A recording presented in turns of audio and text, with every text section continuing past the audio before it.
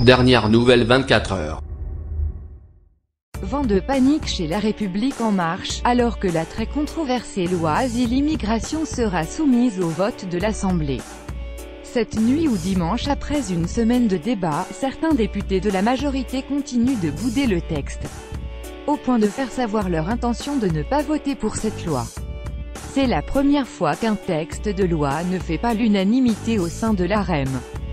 Toutefois, la poignée de députés de la majorité susceptibles de s'abstenir, voire de voter contre, ne devrait pas constituer une grande menace pour l'exécutif. Il y a un certain nombre de différences de sensibilité, et c'est normal.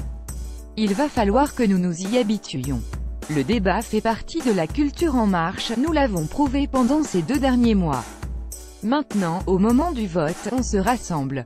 On vote pour, ce qui va être le cas de l'écrasante majorité des députés de La République En Marche et du MoDem.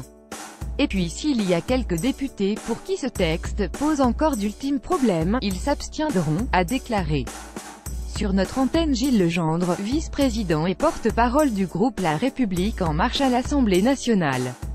Risque d'exclusion pour certains députés, car l'option du vote contre n'est pas permise à La République En Marche. Si s'abstenir était un péché véniel, voter contre un texte était un péché mortel qui méritait l'exclusion, a rappelé Richard Ferrand, le président du groupe LaREM à l'Assemblée nationale. Qu'importe, le député Jean-Michel Clément a déjà annoncé qu'il voterait contre la loi Asile et Immigration et pourrait se voir exclu du parti dans les prochains jours. D'autres ont également fait savoir leur opposition au texte.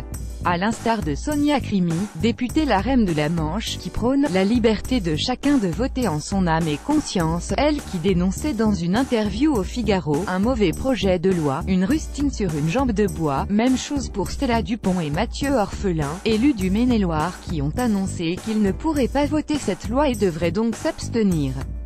De son côté, Delphine Bagary, députée des Alpes de Haute-Provence, se montre tout aussi sceptique et appelle l'exécutif à ne pas diminuer les droits de personnes fragiles et vulnérables.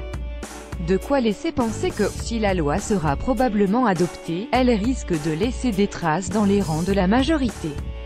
Inscrivez-vous à la newsletter.